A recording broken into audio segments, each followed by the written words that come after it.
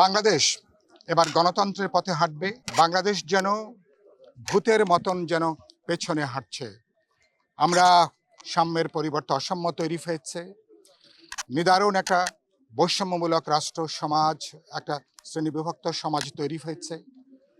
পাকিস্তানি জমানার মতন এক দেশে দুই সমাজ, দুই অর্থনীতি কায়েম হয়েছে।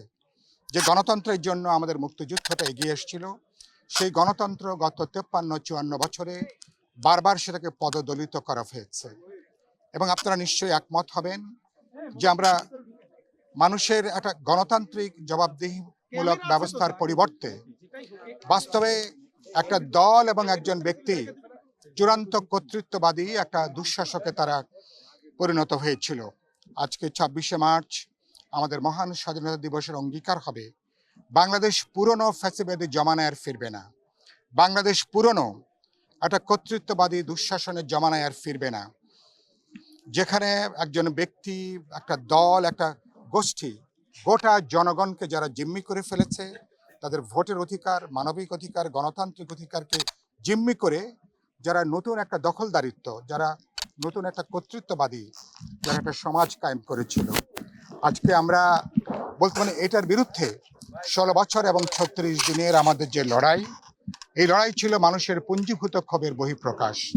এই দুঃশাসনের বিরুদ্ধে, কর্তৃত্ববাদী শাসনের বিরুদ্ধে মানুষের ভোটের অধিকার, গণতান্ত্রিক অধিকার এবং তার মর্যাদা প্রতিষ্ঠার যে লড়াই, এটা ছিল সেই লক্ষ্যে। আমি বিশ্বাস করতে চাই আজকে 26শে মার্চে আমরা শপথ গ্রহণ করব।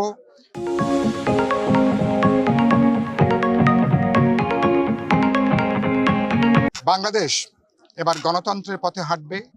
বাংলাদেশ, আমি বিশ্বাস করতে চাই আমরা আমাদের মানবিক মর্যাদা এবং সামাজিক ন্যায় বিচার প্রতিষ্ঠা করার মধ্য দিয়ে একবিংশ শতাব্দীর উপযোগী একটা মানবিক, গণতান্ত্রিক, দায়বদ্ধ রাষ্ট্র, সমাজ, সংবিধান আমরা তৈরি করতে পারবো। এবং সেই লক্ষ্যে আমি বিশ্বাস করি আমাদের এবারকার 24শে ছাত্র শ্রমিক জনতার যে গণ অভ্যুত্থান, বাস্তবে এই গণ অভ্যুত্থান মুক্তিযুদ্ধের অসম্পূর্ণ জাতীয় কর্তব্যকে সম্পন্ন করার ডাক দিয়েছে এবারকার এই গণ অভ্যুত্থান।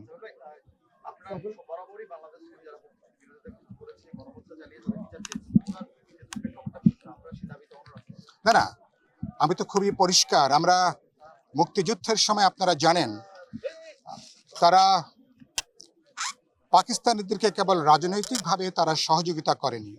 আমাদের এখানে যে গণহত্যা সংগঠিত হয়েছে, এখানে স্বাধীনতা বিরোধী, মুক্তিযুদ্ধ বিরোধী যে শক্তি রাজনৈতিক সিদ্ধান্ত নিয়েই তারা এই গণহত্যার বিভিন্ন মাত্রায় তারা সহযোগিতার ভূমিকা তারা পালন করেছে।